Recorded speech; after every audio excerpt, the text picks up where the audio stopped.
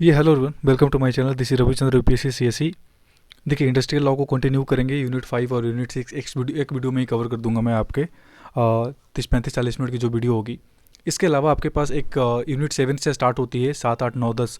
तो 7 की जो यूनिट है वो थोड़ी अच्छी यूनिट है। वेजेस वाला जो टॉपिक है उसमें कुछ नए 2019 के प्रावधानों की बात करेंगे अपन, तो वो एक सिंगल वीडियो में शायद कवर करूंगा मैं, या फिर 7 और 8 एक में, और 9 और 10 वैसे भी, मतलब दो दो वीडियो मैक्स टू मैक्स लेकर आऊँगा मैं, जिसमें इंडस्ट्रियल लॉ खत्म कर दूंगा और वो इसी वीक में खत्म हो जाएगी। ठीक है।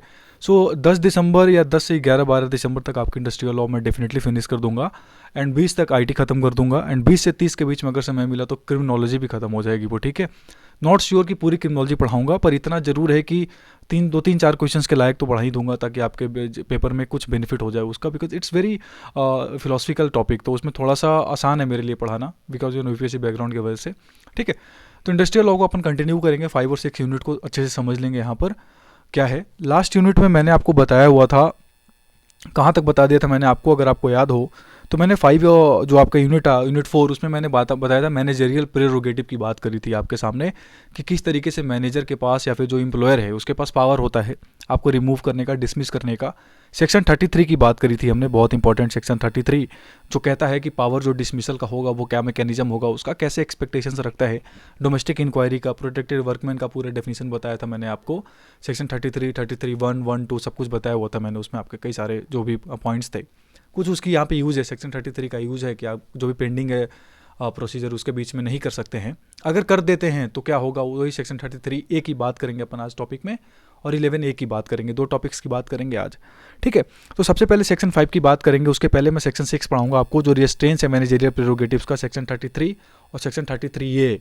33 क्या कहता है, 33 मैंने आपको बताया था कि जो डिसिप्लिनरी प्रोसीडिंग्स हैं चल रही है, अगर पेंडिंग है तो कोई इंप्लॉयर डिसमिस नहीं कर सकता है आपको, आपके खिलाफ एक्शन नहीं ले सकता, आपके प्रोविजंस को बदल नहीं सकता है। सेक्शन 33 में बताया था मैंने आपको। उसके अंदर सेक्शन 33(1) बताया था कि अगर मान लीजिए डिस्प्यूट से रिलेटेड नहीं है, सेक्शन 33(2) जिसकी बात करते हैं, उसमें अगर आपको चाहो तो चेंज कर सकते हो, पर उसके लिए वेजेस देना पड़ेगा 1 मंथ की। ठीक है। लेकिन सेक्शन 33 जब मैं आपको पढ़ा रहा था, मैंने एक चीज़ नहीं बताई थी, वो आज वही आज पढ़ना है। शायद आपने इमेजिन करी होगी कि नहीं। मैंने जब सेक्शन 33 आपको पढ़ाया था तो एक बात बोला था मैंने आपको, कि जो भी प्रोसीडिंग्स है अगर वो चल रहा है किसी भी ट्राइब्यूनल के सामने, तो आपकी सर्विस कंडीशन में चेंज नहीं कर सकता है, आपको डिसमिस नहीं कर सकता है। अगर उसी मुद्दे पे रिलेटेड है तो दूसरे मुद्दे पे कर सकता है सेक्शन 33(2) के अंदर, पर उसके लिए अप्रूवल लेना पड़ेगा आपको। मैंने बताया था आपको कि अगर आपने ले लिया, उसको रिमूव कर दिया, you will have to take approval from the appropriate body जिसके सामने पेंडिंग है। ठीक है। पर वो मैटर दूसरा है, जो पेंडिंग है उसके अलावा मैटर है।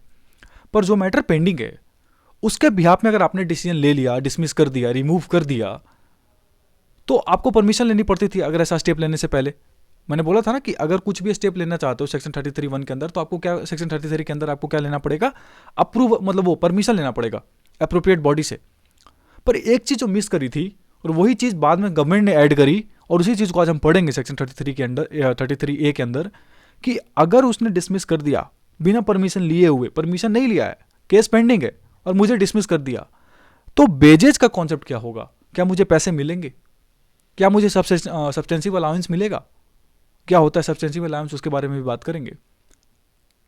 सब्सटेंसिव अलाउंस मतलब ऐसे बोलूंगा आगे से मैं, अगर आपको बाहर कर दिया तो बेजेस मिलेंगे कि नहीं मिलेंगे, किस ऑर्डिनरी सिचुएशन में किया गया है, किस एक्स्ट्राऑर्डिनरी सिचुएशन में किया गया है, वो मैटर करता है। तो एम्प्लॉयर का रोल क्या होगा, एम्प्लॉय का रोल क्या होगा, ट्रिब्यूनल का रोल क्या होगा, वो सेक्शन 33 ए में समझेंगे। ठीक है। चलिए स्टार्ट करते हैं। अपन रेजिस्टेंट्स और मैनेजरियल प्रेरोगेटिव से स्टार्ट करेंगे। देखिए, स्टार्ट करने से पहले थोड़ा सा अपने बारे में बता दूं मैं। मेरी मैगजीन नवंबर स्क्रीनशॉट्स, इस महीने की पूरी यूपीएससी लेवल के स्क्रीनशॉट मैगजीन अवेलेबल है मार्केट में। आपको मुखर्जी नगर, करोल बाग, बेरसराय, जेएनयू कैंपस में मिल जाएगा। अगर आप यहाँ अवेलेबल नहीं है, अगर आप कहीं और से हैं, अगर आपको पढ़ना है, इसमें है क्या, the Indian express, the Hindu, PIB, PTI, ANI, प्रधानमंत्री जी के ट्वीट, जो भी इंपॉर्टेंट चीज़ें हैं, यूनाइटेड नेशन के ट्वीट्स, जो चीज़ों आप नहीं पढ़ पा रहे हो, जो चीज़ें से आप दूर हो, आप समय नहीं दे पाते हो, उन चीज़ों का मैंने कंपाइलेशन तैयार किया है। Such a beautiful thing I can say. 1 महीने अगर आपने नहीं पढ़ा है, पूरे नवंबर अगर आपने कुछ नहीं पढ़ा करंट अफेयर्स का, just go through the magazine, just go through the magazine. It will cost only 50 rupees, अगर पीडीएफ आपको चाहिए तो। अगर आपको ये चाहिए, you can just message me, DM me, कि हाँ ये वाला मुझे पीडीएफ भेज दो, then I will send you. मैं आपको कॉन्टैक्ट नंबर भी अपना दूंगा, आगे बताऊंगा उसके बारे में थोड़ा। तो आप जस्ट मैसेज करिए, मुझे व्हाट्सएप करिए, you can get it in 50 rupees only. October screenshot already available है मार्केट में, that's a free of cost PDF available हो जाएगा अगर आपको चाहिए तो। इस महीने का पेड है। ठीक है। तो स्टार्ट करते हैं। ये तो पुरानी स्लाइड है, कहाँ गया। आज से हम स्टार्ट करेंगे सेक्शन 33, जो मैंने आपको लास्ट में कहाँ तक कवर कर दिया था उसका मैंने एक ही पूरा स्लाइड बनाया हुआ है, आपको एक साथ शेयर कर दूंगा मैं। सेक्शन 33 ये पिछले की स्लाइड है। आज हम बात करेंगे यहाँ से सेक्शन 33 जो मैंने आपको बताया था, और सेक्शन 33A। सेक्शन 33 ये क्या कहता है, special provision for adjudication as to whether condition of services ETC changed during pendency of proceedings. एक स्पेशल प्रोविजन है एजुडिकेशन का।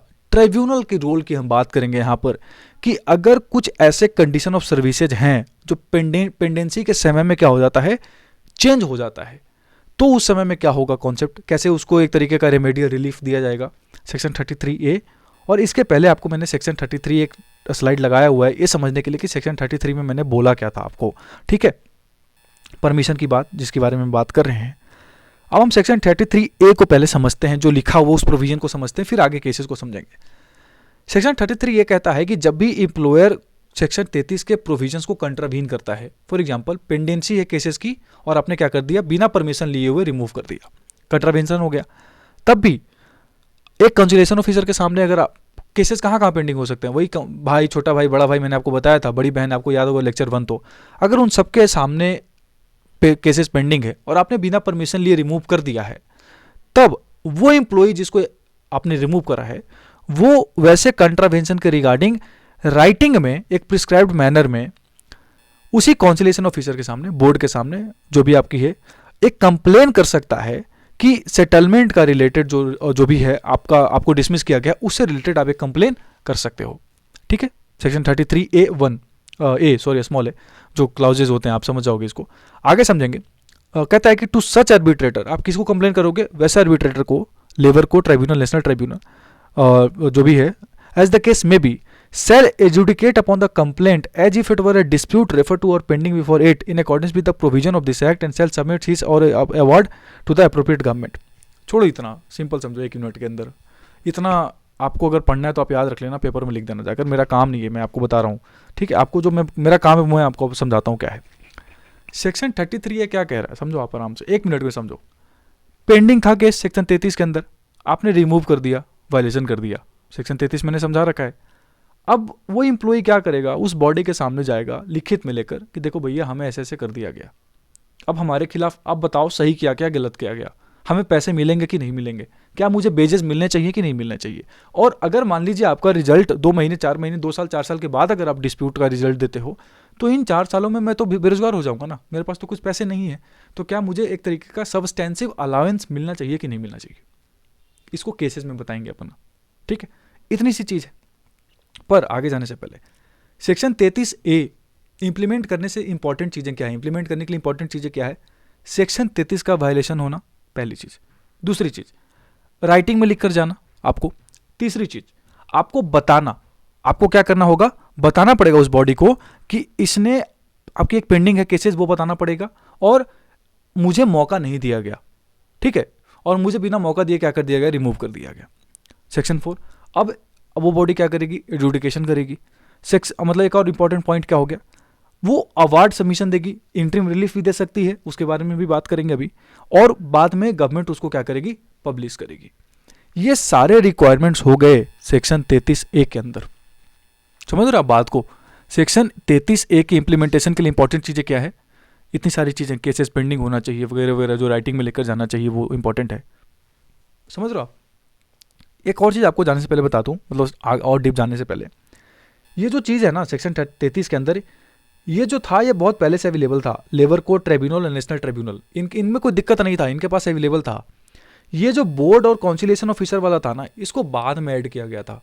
पहले सिर्फ और सिर्फ इन्हीं के पास होता था केस, तो आप जा सकते थे। अगर इनके पास होता था कॉन्सिलेशन ऑफिसर और बोर्ड, यानी छोटी बहन और उसके बाद वाली बहन के पास, तो आप जा नहीं सकते थे, आपको कोई वैल्यू नहीं था, इस चीज़ के ऊपर बात ही नहीं होती थी। पर बाद में अमेंडमेंट करके इस पॉइंट को भी ऐड किया गया कि देखिए ऐसा है, चाहे बोर्ड के पास रहे, चाहे काउंसिलेशन ऑफिसर के पास रहे, चाहे labour national tribunal, industrial tribunal, किसी के पास भी रहे, तो वो सेम चीज़ वहाँ पर एप्लीकेबल होगा। और ज्यूरिसडिक्शन का केस वहाँ पर बिल्कुल मैंने आपको पहले बता रखा है, सेम चीज़ है। पर एक और चीज़ यहाँ पर इंपॉर्टेंट है जानना हमारे लिए, वो क्या इंपॉर्टेंट है, आई होप अभी तक सेक्शन 33 समझ में आ रहा होगा आपको। सेक्शन 33 का सिर्फ और सिर्फ मेयर कंट्रावेंशन ये नहीं कहेगा कि वर्कमैन को आप वापस से रीइंस्टेट कर दो। क्या हुआ था, पंजाब नेशनल वर्क एक वर्कमैन का केस था, उसमें सुप्रीम कोर्ट ने कहा था कि ठीक है उन्होंने इंक्वायरी नहीं किया ढंग से, अच्छे तरीके से इंक्वायरी नहीं हुआ, तो क्या इंक्वायरी अच्छे तरीके से नहीं होने का ये मतलब है कि तुमने कोई गलती ही नहीं करी, तुमको वापस से हम वर्कमैन है तो तुमको मैं वापस वहाँ बिठा दूंगा, आप वापस कंपनी के एम्प्लॉय बन जाओगे? तो सुप्रीम कोर्ट ने कहा कि ऐसा नहीं होता है। अगर इंक्वायरी नहीं हुआ है तो इंक्वायरी होगा, इंक्वायरी अब होगा, पर सिर्फ और सिर्फ mere contravention of section 33 would not result into your reinstatement in the company directly, ऐसा कुछ भी प्रावधान नहीं कहता है। इस बात को हमेशा याद रख लीजिएगा। जो भी केसेज होंगे उसके कॉन्टेक्स्ट को समझना, उसके सर्कमस्टांसेस को समझना, उसके फैक्ट्स को समझना, उसके एविडेंसेस को समझना, फिर डिसीजन लेना, यह बहुत इंपॉर्टेंट है। समझ रहे हो बात को? इसमें एक और 11 की बात हुई थी इस पंजाब नेशनल बैंक वाले केस में, इसको अपन जब नेक्स्ट टॉपिक बात करेंगे ना भैया थोड़ी देर के बाद, उसमें 11 को भी पूरी डिटेल में 11 को समझेंगे। उसके अलावा सेक्शन 11 ने कहता है, जो भी कहेगा अभी आपको मैं बताऊंगा, जो पावर एजुडिकेशन का जो पावर है उसके बारे में डिटेल, चलिए इसको मैं बाद में डील कर लेंगे, एक साथ ही डील कर लेंगे, इसको अभी के लिए छोड़ दो आप। तो अभी तक आपको सेक्शन 33 समझ में आया? सेक्शन 33A सॉरी क्या है? सेक्शन 33 का वायलेशन कर दिया तो 33A में रिटर्न प्रैक्टिस में रिटर्न में लेकर जाओ बॉडी के सामने और कहो कि हमारे साथ गलत हुआ है। वो बॉडी देखेगी केसेस को, फैक्ट को, सर्कमस्टांसेस को कि आपने गलत किया कि सही किया, परमिशन लिया भी नहीं, उसके बाद डिसीजन लिया जाएगा। पर सिर्फ और सिर्फ इंक्वायरी नहीं हुआ और परमिशन बिना ली उसने कर दिया, तो इसका ये मतलब नहीं कि आपको वापस कंपनी का एम्प्लॉय बना दिया जाएगा, नहीं, इंक्वायरी होगी, प्रॉपर इंक्वायरी होगी। वो एक केस को समझते हैं ध्यान से। Hotel imperial versus hotel workers union का एक केस है आपके केसमेट में। उसमें हुआ क्या था कि कुछ तीन एम्प्लॉय थे, उसको क्या करता कंपनी वालों ने रिमूव कर दिया था मिसकंडक्ट के ग्राउंड पे, बिना बेजेस दिए हुए। केसेस क्या थे उनके पेंडिंग थे, और केसेस पेंडिंग थे और उनको क्या कर दिया गया, बिना पे किए हुए रिमूव कर दिया गया। ट्रिब्यूनल ने क्या कहा कि इनको इंटरिम रिलीफ देना चाहिए, गलत हुआ इनके साथ, परमिशन नहीं लिया गया, पेंडिंग में है केसेज, तो भी जो है सेक्शन 33 के अंदर उनके पास गए थे, इन्होंने सेक्शन 33 का वायलेशन किया।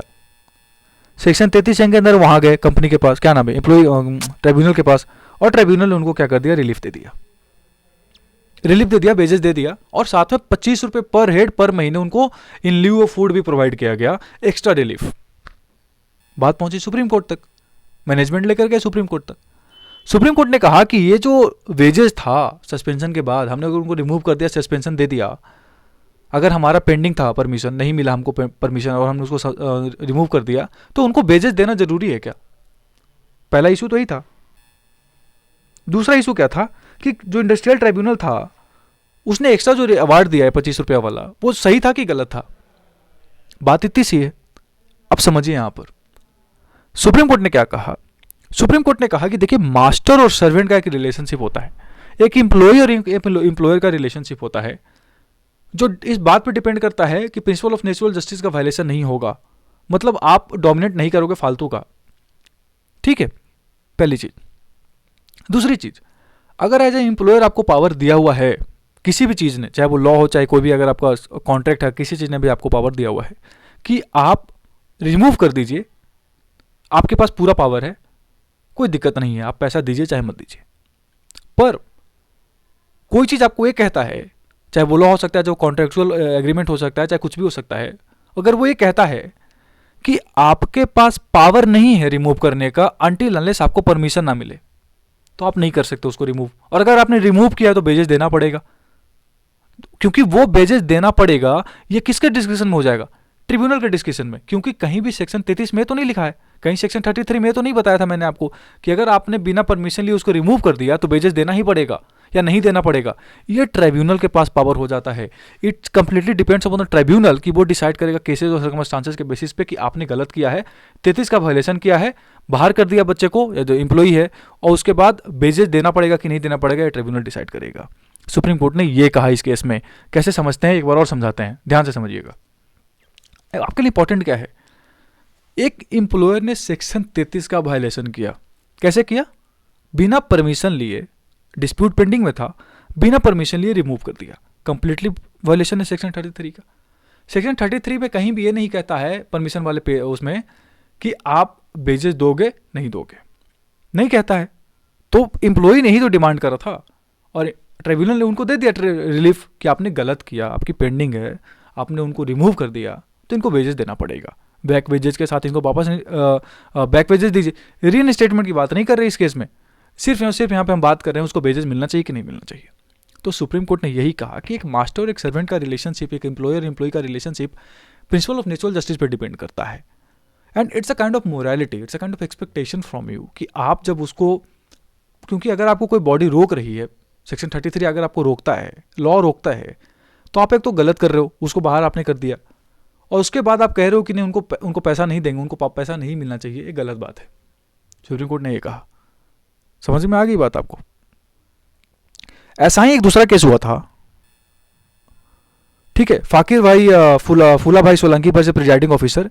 इसमें क्या हुआ था कि ऑफिस में कार्ड खेल रहे थे, उनको बाहर कर दिया गया। प्रोटेक्टेड वर्कमैन थे, प्रोटेक्टेड वर्कमैन सेक्शन 33(4) अगर आपको याद हो तो 1%, 5 लोग याद हो, मैंने बताया होगा 100 कंपनी वाले में, ठीक है। अब हुआ क्या कि डोमेस्टिक इंक्वायरी के बाद इनको देखा गया कि इनको डिसमिस कर दिया गया मिसकंडक्ट के ग्राउंड पे।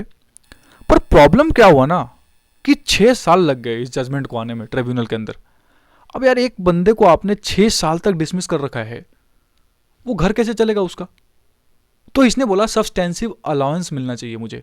कहीं पे भी बात नहीं हुई है किसी भी केस में, किसी भी सेक्शन में सब्सटेंसिव अलाउंस की, वेजेस की बात हुई अभी तक जो मैंने आपको बताया है। तो सब्सटेंसिव अलाउंस क्या होता है? रिड्यूसिंग सैलरी, रिड्यूस सैलरी, थोड़ा कम करके सैलरी दीजिए ताकि मेरा घर चल सके।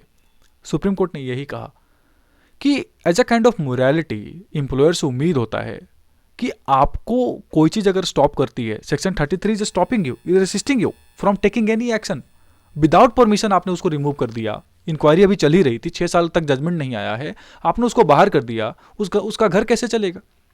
तो it is expected element from the employer कि आप उसको एक तरीके का सब्सटेंसिव अलाउंस दीजिएगा, थोड़ा सा ही दीजिए पर दीजिएगा ताकि उसका घर चल सके। या तो आप खुद ही अपने आप में बात कर लो, कॉन्टेक्ट कर लो कि ठीक है अगर कुछ ऐसा होता है तो सब्सटेंसिव अलाउंस 10% मिलेगा, 20% मिलेगा नौकरी देते समय, कि देखो ऐसा है ना कि तुमने कुछ गलत किया, हमने अगर बाहर कर दिया, 2-3 साल लग गया जजमेंट आने में, तो तुमको 10% सब्सटेंसिव अलाउंस दिया जाएगा। क्योंकि कोई नहीं जानता ना कि किसके फेवर में आएगा, ट्रिब्यूनल का जजमेंट या बाद में कोर्ट का जजमेंट। तो सुप्रीम कोर्ट ने यही कहा कि या तो आप स्पेशल कॉन्ट्रैक्ट कर लो इस चीज़ के लिए, या तो कुछ कॉन्ट्रेक्चुअल ऑब्लिगेशन से बंध जाओ, और नहीं बंधोगे तो देना पड़ेगा सब्सटेंसिव अलाउंस, क्योंकि केसेस पेंडिंग है, आपने उसको रिमूव कर दिया बिना परमिशन लिए हुए। तो हाउ डू से कि आपने सही किया? ऐसा ही केस हुआ था Ram Lakhan versus presiding officer का केस है। देखिए यही चीज़ मैंने आपको बोला ना, reduce salary and kind of temporal dismissal means stoppage of any kind of wages और पेमेंट फॉर नाउ। आपने आप यही चाहते हो ना कि उसको रिमूव कर दिया जाए ताकि अभी पैसा देने से बच जाए, पर सेक्शन 33 आपको तो रोकता है ना बिना परमिशन लिए करने से। तो आप अपने चक्कर में हो, इंप्लॉयर तो अपने चक्कर में कि मैंने उसको बाहर कर दिया, पैसा नहीं देना पड़ेगा। अब चाहे ट्रिब्यूनल का जजमेंट 5 साल बाद है, 5 साल बाद है, क्योंकि बैक वेजेस भी फुल बैक वेजेस यूजुअली देते नहीं है, 70%, 75%, 10%, 20%, कुछ ऐसे बैक वेजेस के साथ इंप्लॉयर अगर हार जाता है केस तो इंप्लॉय को देकर इनस्टेट करना पड़ता है। 100% वाला केस बहुत कम होता है ना, तो ये चक्कर में रहते हैं इंप्लॉयर, कैसा ऐसा हटा देंगे, अभी पैसा भी नहीं आएगा, देना पड़ेगा। मान लो 2-4 साल के बाद आया, ठीक है 15-20% का बैक वेजेस देकर रिइंस्टेट कर लेंगे, हार जाते हैं केस। तो ये होता है टेम्पररी सस्पेंशन का मतलब। तो इसको सुप्रीम कोर्ट ने रोक दिया कि नहीं, आपको वेजेस देना पड़ेगा, सब्सटेंसिव अलाउंस देना पड़ेगा। ऐसा ही एक केस हुआ था Ram Lakhan versus presiding officer, जिसमें हुआ क्या था कि वही सब्सटेंसिव अलाउंस वाला फैक्ट एंड इशू बिल्कुल सेम है कि एक बंदा था राम लखन, उसको बाहर कर दिया गया था, स्वतंत्रता भारत मिल्स के अंदर काम था, और उसको बाद में कई साल लग गए चार्जशीट वगैरह को, मतलब कई साल बाद जजमेंट आया, तो वही सेम चीज़ था कि उसको सब्सटेंसिव अलाउंस मिलना चाहिए कि नहीं।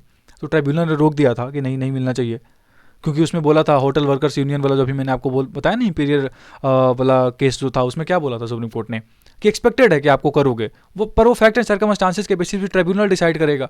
पर ट्रिब्यूनल इसके केस में कह दिया था राम लखन के केस में कि तुमने गलत करा है, तुम्हें नहीं मिलना चाहिए सब्सटेंसिव अलाउंस, तुम्हें वेजेस नहीं मिलने चाहिए, भले एम्प्लॉयर ने आपको रिमूव कर दिया है। पर सुप्रीम कोर्ट ने बोला कि ऐसे नहीं होता है, फैक्ट मतलब सुप्रीम कोर्ट ने भी यही चीज़ बोली थी कि फैक्ट एंड सर्कमस्टांसेस के बेसिस पे अगर ट्रिब्यूनल डिसाइड करता है तो ठीक है, ओके, कोई दिक्कत नहीं है। पर हमेशा सुप्रीम कोर्ट ने एक और बात कही थी कि एक चीज़ हमेशा उम्मीद होती है कि सब्सटेंसिव अलाउंस इसलिए दिया जाना चाहिए ताकि किसी का एक फैमिलियर कंडीशन है वो चल सके। आई होप आप समझ रहे हो मेरी बात, बहुत ही सिंपल शब्दों में समझा रहा हूँ। केस में पढ़ने जाओगे ना दिमाग खराब हो जाएगा, है ही नहीं कुछ उसमें, 10 पेज में एक ही चीज़ दे रखा है। तो सुप्रीम कोर्ट ने बोला कि जो सब्सटेंसिव अलाउंस मिलना जो राइट है और आपको रिमूवल का जो राइट दिया गया है, वो एक तरीके से इंटरट्विन्ड चीज़ है, एक साथ चलिए, को एग्जिस्टिंग चीज़ है, दोनों को साथ साथ सेम फुटिंग पे रखिए। And it is a kind of morality, it is a kind of expectation from the employer कि आप किसी के साथ इतना गलत नहीं करोगे कि उसको रिमूव कर दिया and you are giving nothing to them, चाहे वो 10 साल 5 साल के बाद जजमेंट आ रहा है। You should give certain things to them, substantive alliance. इससे अच्छा इसमें होता क्या है ना, इसीलिए इंपॉर्टेंट क्या है, सुप्रीम कोर्ट ने कहा कि आप कॉन्ट्रेक्चुअल ऑब्लिगेशन से बंध जाइए पहले ही, ठीक है। सेक्शन 33 यही तो था, कुछ था ही नहीं, सेक्शन 33 खत्म हो गया। सेक्शन 11 पढ़ेंगे आप, यूनिट 6 आ गई आपकी। आई होप सेक्शन 33 ये समझ में आ गया होगा, उसके रिक्वायरमेंट समझ में आ गए होंगे आपको। अगर वायलेशन करते हो आप तो बेसिस मिलना नहीं मिलना वो ट्रिब्यूनल के पास पावर हो जाती है, ठीक है। इतनी सी बात हो गई 20 मिनट के अंदर। अभी आप देखेंगे हम जो एडजुडिकेटरी अथॉरिटी, तो पता नहीं ये क्या हो जाता है कई बार, एडजुडिकेशन ऑफ जो अथॉरिटीज़ हैं सारी, उनके जो पावर्स हैं उसके बारे में बात करेंगे। सेक्शन 11A कहता क्या है। सेक्शन 11A स्टार्ट करने से, इस टॉपिक को स्टार्ट करने से पहले आपको सेक्शन 11 का मतलब समझाता हूँ। अब एडजुडिकेटरी अथॉरिटी जो भी हैं उनके पास, चाहे बोर्ड है, कॉन्सिलेशन ऑफिसर है, ट्राइब्यूनल है, लेवल ट्राइब्यूनल कोई भी है, लेबर कोर्ट है, उसका पावर क्या होगा, किस सेंस में मैं कह रहा हूँ। अगर आपके पास कोई केस आता है और आपको कोई ये कह देता है कि देखो भैया हमने इस ग्राउंड पे इसको रिमूव कर दिया था, मिसकंडक्ट के ग्राउंड पे, और आपको ये प्रूव हो जाता है कोर्ट में, आपके सामने प्रूव कर दिया जाता है कि देखो फैक्ट ये थे, मिसकंडक्ट की इंक्वायरी ये थी, मैंने इस बेसिस पे बाहर कर दिया, और आप सेटिस्फाई हो जाते हो, तो आप कुछ नहीं कर सकते, आप कुछ भी नहीं कर सकते as a tribunal. You have to completely agree, unless एकदम ऐसा ना चांस हो, ऐसा ना एग्जाम्पल सेट हो कि किसी ने किसी को ये बोल दिया आई लव यू, और आप एम्प्लॉयर हो और आपको कंपनी से ही बाहर कर दिया गया, आपके ऊपर पूरा डिफेमेशन का केस चल गया, बहुत ही एक्सट्रीम लेवल की चीज़ ना हो गई। अब किसी ने अपनी फीलिंग ही तो जाहिर करी है, उसके लिए इतना बड़ा स्टेप ले लिया आपने। लेकिन उसको मेमो दे सकते थे, उसको आप डांट सकते थे, उसको 2-4 बातें कह देते। अगर ऐसा कुछ है तो ये कहने का मतलब क्या हुआ कि अनलेस ट्राइब्यूनल फील्स कि बहुत ही एक्सट्रीम जजमेंट दिया, बहुत ही एक्सट्रीम पनिशमेंट दिया गया इसको, आप नहीं कर सकते थे इंटरफेयर। और ये चीज़ एक जजमेंट में भी सुप्रीम कोर्ट ने कह दी थी, आयरन एंड स्टील वाला केस था, मैंने पढ़ाया हुआ है आपको, कि आप कर ही नहीं सकते एज ए ट्रिब्यूनल इंटरफेरेंस किसी भी तरीके का जजमेंट में। अगर पनिशमेंट दिया हुआ है तो, एम्प्लॉयर ने एम्प्लॉई को दिया है तो मिसकंडक्ट के लिए, अनलेस यू फील कि बिल्कुल अलग ही चीज़ है। मतलब किसी ने तुमको आई लव यू बोल दिया, तुमने उसको कंपनी से बाहर कर दिया, 10 जूते मार दिए, एक गलत बात है।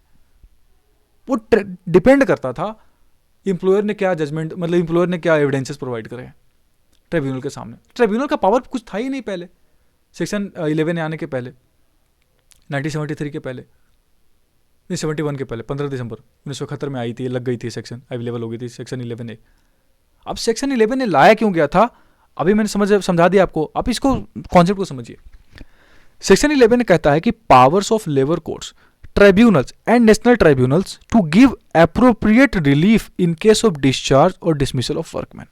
एप्रोप्रिएट रिलीफ, अब तुम बताओ एप्रोप्रिएट रिलीफ अपने आप में कितना डिस्क्रिशनरी वर्ड है।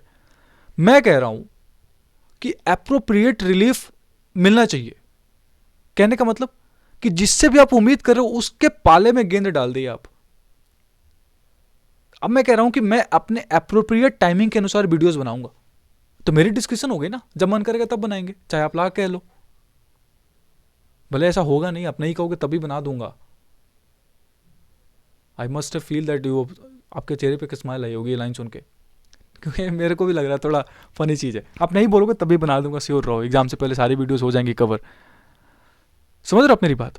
अगर किसी ने आपसे ये कहा एप्रोप्रिएट रिलीफ, तो आपके पाले में गेंद आ गई ना। आप जब चाहो तब आप अपने हिसाब से दे सकते हो जजमेंट, अपने हिसाब से रिलीफ दे सकते हो। ये इतनी छोटी बात नहीं बता रहा हूं मैं 1 मिनट के अंदर, बहुत बड़ी बात है। पूरा सेक्शन 11 इसी लाइन के अंदर घूमता है, इसी वर्ड के अनुसार। पूरी की पूरी ट्राइब्यूनल को पावर दे दी गई थी सेक्शन 11 के बाद, कि आपके पास पूरा पावर हो गया है आपके, आपको जैसे मन करे, अगर आप केसेस एंड सर्कमस्टांसेस के बेसिस पर आपको लगता है कि एम्प्लॉयर ने बिल्कुल नहीं गलत करा है, तो आप बंधे हुए नहीं हो, आप इंक्वायरी कराओ वापस से, जो पहले नहीं था आपके पास, जो सुप्रीम कोर्ट ने कहा दिया था अपने जजमेंट में कि एक्सट्रीम लगेगा तभी करना। नहीं, ऐसा कुछ नहीं है कि एक्सट्रीम लगेगा तभी करेंगे। मेरा मन, मुझे अच्छा नहीं लगा कि किसी ने आपसे 10% सैलरी की डिमांड कर दी। फॉर एग्जाम्पल, जेठालाल से डिमांड कर दिया नट्टू काका ने 10% हमारी सैलरी बढ़ा, तो आपने उसको बाहर निकाल दिया गदा इलेक्ट्रॉनिक से, कोई बात हुई? नहीं हुई ना, बिल्कुल गलत बात है। ट्राइब्यूनल के पहले क्या होता था कि नहीं ठीक है, अब उसने दिखा दिया सर मुझे बुरा लग गया, इसने मेरे मेरे मेरे सामने नट्टू काका ने ऐसे कहा, मैं इसलिए बाहर कर दिया। कुछ नहीं कर सकते आप, कुछ कर ही नहीं सकते अगर आपको एक्सट्रीम नहीं लग रहा है तो। पर अब ऐसा नहीं है, इट्स टोटली अप्रोप्रिएट रिलीफ देने का पावर चला गया अब इसके पास, ट्रिब्यूनल के पास, कि यार तुमने इतना गलत कैसे कर दिया। भले ही आप सही हो, मैं मान रहा हूँ मिसकंडक्ट हुई है, ठीक है, इसने बोला कुछ बाहर कर दिया, एक्सट्रीम नहीं है तब भी नहीं है, फिर भी I want to inquire, I want to go in to the merit and I want to जज, आई वॉन्ट टू जज the case on the basis of the merit facts and circumstances. कर सकते हो आप, ये है अप्रोप्रिएट रिलीफ का मतलब, समझ रहे आप? समझो ऐसे, where an industrial dispute relating to the discharge or dismissal of a workman has been referred to a labor court tribunal, national tribunal for adjudication, and in the course of the adjudication proceedings the labor court tribunal or national tribunal as the case may be, जैसा भी case होगा, अगर I love you वाला case है तो उसके हिसाब से डील करो, पैसा वाला मतलब ये जो आपका नट्टू काका वाला केस है तो ऐसे डील करो। यार ये मैं ऐसे बातें ऐसे नहीं बोलता हूँ, आपके दिमाग में याद रहे इसलिए मैं बोलता हूँ, ठीक है? तो don't take in a negative way. As the case may be, is satisfied that the order of discharge और dismissal was not justified, it may by its award अपने according set aside the order of discharge और dismissal and direct reinstatement of the workman on such terms and conditions, if any, as it thinks fit, or give such other relief to the workman, including the award of any lesser punishment in lieu of discharge or dismissal as the circumstances of the case may require। ये है ना, ये जो इतनी सारी चीजें round करी ना, इसकी इंपॉर्टेंस है। बार बार मैं कह रहा हूं, इसका मतलब क्या हुआ कि पहले पावर नहीं ना था ट्रिब्यूनल, मैंने आपको बताया था पहले भी कि अगर एम्प्लॉयर प्रूफ कर देता है कि इसने मिसकंडक्ट करा एंड आई रिमूव्ड हिम और हर, एंड यू फील किया इसने सही करा, एंड जैसे ही आपने फील किया कि इसने सही करा, एम्प्लॉयर केस जीत गया। आप नहीं कर सकते उसके बाद, उसके अंदर आप कर ही नहीं सकते। पर यहां पर सेक्शन 11 ने कहता है कि अगर आपको लगता है कि ठीक है मिसकंडक्ट किया है, पर फिर भी जो जजमेंट दिया गया वो सही नहीं है और इसमें कुछ इंक्वायरी की कमी दिख रही है, अगर आपको भले एम्प्लॉयर अच्छा किया पर इंक्वायरी की कमी कुछ तो दिख रही है आपको, you can go for that. समझ गए सेक्शन 11 ने क्या कह रहा है? आगे कहता है, प्रोवाइजो भी है कि जो भी डिसीजन दोगे ना आप, वो मटेरियल्स ऑन रिकॉर्ड जो आपके सामने आएगा, chargesheet, explanation of workman, employee को किस बेसिस पे सस्पेंड किया गया, उसका जो सारा इंक्वायरी रिपोर्ट है, और भी कुछ कुछ चीजें हो सकती है जो ऑलरेडी मटेरियल्स ऑन रिकॉर्ड है। कुछ नया एविडेंस आप नहीं मांग सकते, आप मतलब ट्रिब्यूनल नहीं मांग सकता। आप नहीं कह सकते यार तुम ये चीज प्रूव करके दिखाओ मेरे सामने, पहले आप एक एविडेंस लेकर आओ। इस लाइन का मतलब समझाऊंगा अभी एक केस में, जो केस आपके एग्जाम में छप गई है, क्वेश्चन आएगा ही आएगा, श्योर रहो 100% केस आएगा, फायर स्टोन वाला केस। वो उससे बिल्कुल सेम चीज यहां बता रहा हूं मैं आपको। तो सेक्शन 11 ने क्या कहता है कि पावर कन्फर करता है एडजुडिकेटरी अथॉरिटीज के पास to not only examine the order of discharge और dismissal on merit but also to determine whether the punishment was commensurate with the gravity of misconduct charged.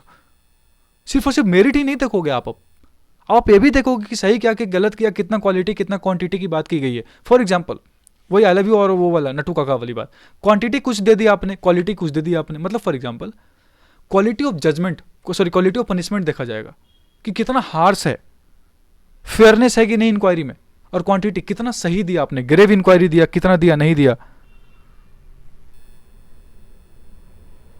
समझ गए आप? क्वालिटी क्वांटिटी आगे समझाता हूं। तो material on record, domestic inquiry. अब एक और चीज याद रखिएगा, एक केस हुआ था, उस केस में सुप्रीम कोर्ट ने कहा हुआ है, आपका जो केस है, मैं केस का नाम भूल गया, डीसीएम कुछ ऐसे करके बुद्ध सिंह का केस होगा, अगर आप देखोगे तो आपको मिल जाएगा रेफरेंस में।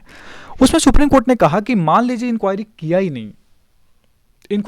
नहीं एम्प्लॉयर, और आपको रिमूव कर दिया, ठीक है, तो वर्कमैन अगर कहता कि देखो भैया इसने तो इंक्वायरी नहीं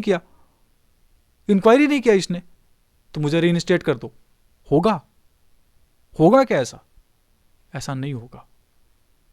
तो इंक्वायरी करना साइन क्वा नन है, मतलब मोस्ट इंपॉर्टेंट, वो करना ही पड़ेगा आपको। अब उसमें फेयरनेस है नहीं है वो ट्रिब्यूनल डिसाइड करेगा। अब क्यों कह रहा है वो, अरे भाई मटेरियल और रिकॉर्ड कुछ तो दोगे, कुछ तो इंक्वायरी दिखाओगे कि इस बेसिस पे हमने इसको बाहर करा। आप दिखाओगे ही नहीं, यानी अगर आपने करा ही नहीं तो फिर तो थोड़ी ना कोई कह सकता है वर्कमैन की मुझे अंदर डाल दो भैया कंपनी के अंदर, नहीं ऐसा ये तो हो ही नहीं सकता, ये तो है ही नहीं बात, हम इसके बारे में बात ही नहीं करेंगे। आपने इंक्वायरी नहीं किया, अब करो। समझ गए आप? देखिए आगे बढ़ने से पहले जो केसेज हैं उसके पहले मैं एक चीज़ बता दूं, लास्ट सेमेस्टर मैंने ह्यूमैनिटेरियन पढ़ाई थी पूरी, अभी मैं आईटी इंडस्ट्रियल और क्रिमिनोलॉजी होपफुली पढ़ाऊंगा। I am not saying it as a something else, somebody suggested me for that, somebody from your own group suggested me for that Ravi, you are doing a great thing, thank you for your kind words, you can ask for some respite from us यार, तुमको कुछ effort जितना लगा रहे हो उसके लिए you can ask for. मतलब यार आस्क तो नहीं कर सकता, I can give your UPI, अपना यूपीआई नंबर, अगर आप interested you can just give me any kind of voluntary support, to be very honest. You can contact me on that number, Facebook पे, YouTube आपको पता है, Twitter पे, Telegram, सब जगह अवेलेबल हो। दिस इज़ माई क्या नाम है ये मेरा स्कैनर है and this is my UPI number. If you want to give any kind of voluntary support it is highly welcome. मतलब कुछ कोई दिक्कत नहीं, एनी काइंड ऑफ सपोर्ट, नहीं भी तब भी कोई दिक्कत नहीं है यार, ठीक है। आपके साथ बैठ कर चाय पीना है डेली। चलिए आगे बढ़ते हैं, केसेस को समझाता हूँ। अगर आप अभी कुछ कर रहे हो ना तो छोड़ दो 2 मिनट के लिए। ये जो केस है ना यही एग्जाम में आने वाला है आपके इंडस्ट्रियल लॉ के पेपर में, और ये मैं आपको बताने वाला हूँ। सेक्शन 11A आपके लिए इंपॉर्टेंट क्या है कि सेक्शन 11 ये जानने से पहले आपके लिए इंपॉर्टेंट, जो मैंने आपको सारी चीज़ें बताई, एक सुप्रीम कोर्ट का जो रेफरेंस बताया था वो सारी चीज़ें आपको समझ में आ गई। आयरन इंडियन आयरन स्टील और कंपनी लिमिटेड वाला जो वर्कमैन वाला केस है आपके केसमेट में दिया हुआ है, देखो।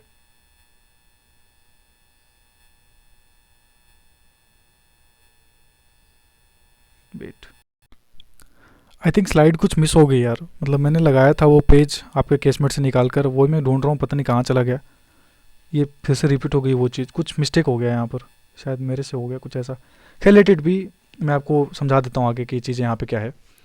ये जो केस है ना workman of fire stone tyre and rubber company वाला जो केस है मैनेजमेंट वाला, वो क्या है मैं बताता हूँ।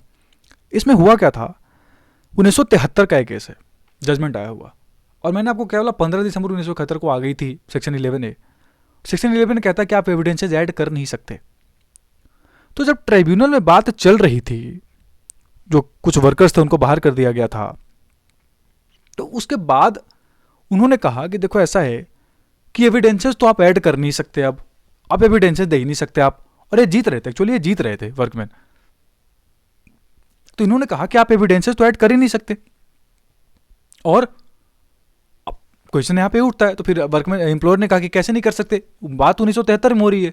1971 में एक जो केस था ना, ये डिस्प्यूट था, पुराना था, 1971 के पहले की डिस्प्यूट है, मतलब केस सेक्शन 11 आने के पहले केस ऑलरेडी डिस्प्यूटेड हो चुका था, फिर बाद में केस आई, तो वही प्रोस्पेक्टिव और रेट्रोस्पेक्टिव की बात हो रही थी।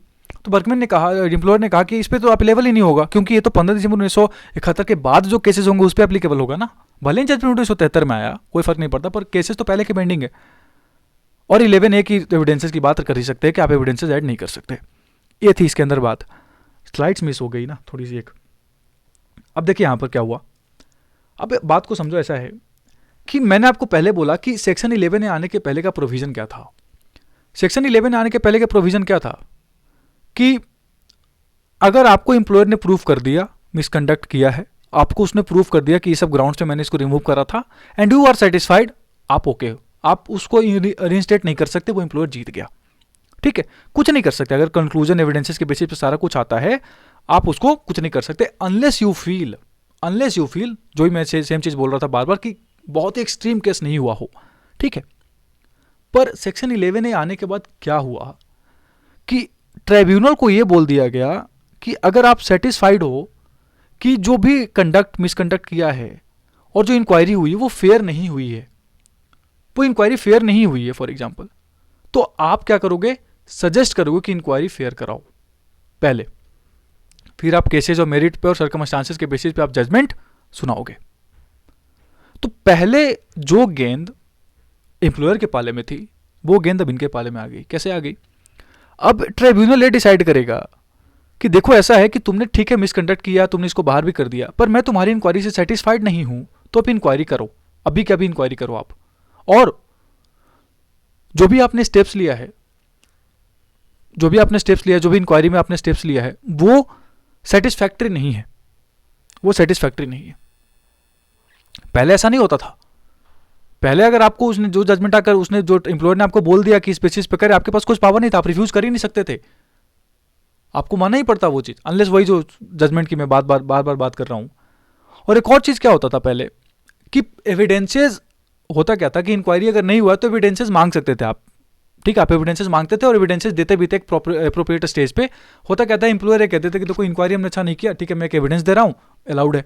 अब एविडेंसेस सबमिट करना है तो आप मना नहीं कर सकते थे ना, आप ट्रिब्यूनल आप मना नहीं कर सकते थे, आपको एविडेंसेस लेना ही पड़ेगा, पहले होता था। सेक्शन 11 को इसमें चैलेंज किया गया था, इसमें सुप्रीम कोर्ट का जो ये अभी मैं फायरस्टोन वाला केस में, इसमें कहा सुप्रीम कोर्ट ने कि ठीक है, स्टिल प्रोवाइजो जो कहता है कि ट्रिब्यूनल डिमांड नहीं कर सकता कोई नया एविडेंस, ओके नहीं कर सकता, पर कहीं से भी एम्प्लॉयर को रोकता नहीं है नया एविडेंस देने से, एम्प्लॉय को रोकता नहीं है नया एविडेंस देने से, आप दे सकते हो। हाँ, ट्रिब्यूनल नहीं डिमांड कर सकता, ट्रिब्यूनल नहीं डिमांड कर सकता, पर आप नहीं रोक सकते, एम्प्लॉयर और एम्प्लॉई को नहीं रोक सकते, वो दे सकते हैं। एक चीज याद रखिएगा, फायरस्टोन का केस यही था। तो प्रॉपर इंटरप्रिटेशन क्या हो सेक्शन 11 ने कहा कि ट्रिब्यूनल के पास पावर है कि वो जज करेगा, वो चेक करेगा सारे सर्कमस्टांसेस को, फैक्ट्स को, मेरिट को, उसके बाद अग्री कर रहा है तो भी, नहीं अग्री कर रहा है तो भी, वो अपने हिसाब से नई चीजें इंड्यूस कर सकता है, नया जजमेंट दे सकता है, डिफर कर सकता है एम्प्लॉयर के डिसीजन से। और ये बोला कि ये जो है इस पे एप्लीकेबल नहीं होगा, ये वाला जो सेक्शन 11 ए वाला जो कॉन्सेप्ट है, क्योंकि ये पहले का केस है ना, इस पे एप्लीकेबल नहीं है, जो चीज़ें नहीं है, प्रोस्पेक्टिव ही नेचर हो गया, मतलब रेट्रोस्पेक्टिव नहीं हो सकता है कि पुरानी वाली चीज़ों पे एप्लीकेबल होगा। ये तो आपको ही पता है कि कोई भी लाभ पुराना चीज़ों पे अवेलेबल वैसे भी नहीं होता, एप्लीकेबल नहीं होता। तो फायरस्टोन का केस समझ में आ गया कि 11A आने के पहले की सिचुएशन क्या थी, 11A आने के बाद का सिचुएशन क्या हुआ। तो प्रॉपर इंटरप्रिटेशन यही हुआ सेक्शन 11A का कि रोक नहीं सकते हो आप इस ट्रिब्यूनल को, और एम्प्लॉयर अपने एविडेंसेस दे सकता है एक प्रॉपर स्टेज पे, और वो प्रॉपर स्टेज क्या होगा वो डिसाइड करेगी ट्रिब्यूनल। वो ट्रिब्यूनल के पास पावर है कि एविडेंसेस मांग सकते हो आप, और एम्प्लॉयर इस बात पर रिले नहीं कर सकता अब कि ये कहा हुआ था इंडियन आयरन स्टील वाले सुप्रीम के केस में सुप्रीम कोर्ट ने कि एक्सट्रीम एकदम बहुत ही एक्सट्रीम नेचर का होगा तभी आप कर सकते हो, ये एप गया, ये चीज खत्म हो गई, ये चीज नाउ कंप्लीटली ट्रिब्यूनल के पास पावर है। अगर वो सेटिस्फाइड नहीं है तो मांग सकता है, मिसकंडक्ट के बेसिस पे जो भी आपने जजमेंट दिया, क्वालिटी क्वांटिटी देख सकता है, और वो कंप्लीट जजमेंट भी सुना सकता है, नया इंट्रीम अवार्ड भी दे सकता है, इंट्रीम रिलीफ भी दे सकता है। समझ गए आप? यार मेरी स्लाइड मिस हो गई आगे की, खैर मैं आपको एक चीज़ बता देता हूँ आगे क्या था। आगे के जो केसेस थे उसमें कुछ दम नहीं है, बहुत ही सिंपल केस है, सब में यही चीज़ एप्लीकेबल था। आई होप अगर इतना समझ में आ गया हो तो कुछ है नहीं। ये जो दोनों केसेज है इसमें तो हॉम्बे गौड़ा एजुकेशनल ट्रस्ट वाला जो इसमें इशू क्या था कि एक टीचर ने अपने प्रिंसिपल को चप्पल से उठाकर मार दिया था, तो इस पर कोर्ट ने कहा कि बिल्कुल इस तरीके की चीज़ें एक्सेप्टेबल नहीं है, और आपने जो भी वो कह रहे थे कि सर हमने इतना बड़ा काम नहीं किया कि हम आप हमको बाहर कर दोगे, तो सेक्शन 11 को इम्पोज कर रहे थे, पर कोर्ट ने कहा कि नहीं ऐसा नहीं होगा, ट्रिब्यूनल को भी लगता है कि आपने बिल्कुल गलत करा है और मिसकंडक्ट बहुत ही बड़े लेवल की किया, तो वो भी ठीक है। और रघुवीर Singh versus general manager Haryana roadways और हिसार वाले केस में भी यही सेम चीज़ आई थी। इसमें भी सुप्रीम कोर्ट ने लेकिन एक चीज़ इंपॉर्टेंट थी इस केस में, ये कहा था कि लेबर कोर्ट ने अगर ये नहीं डिसाइड किया है कि बहुत ही शॉकिंग पनिशमेंट है तो वो जजमेंट चेंज नहीं कर सकता। हुआ क्या था कि लेबर कोर्ट ने जजमेंट चेंज कर दिया था ट्रिब्यूनल का, उसका जो बोर्ड कॉन्सिलेशन बोर्ड का जो था या फिर नीचे का जो भी ट्रिब्यूनल का था उसको चेंज कर दिया था। तो सुप्रीम कोर्ट ने बोला कि जब आपको पता ही नहीं है, आपको लग ही नहीं रहा है कि कुछ ऐसा पनिशमेंट दिया गया, ग्रेव पनिशमेंट, आपने जजमेंट कैसे चेंज कर दिया, आपने कैसे पलट दिया अवार्ड को, ये नहीं कर सकते आप।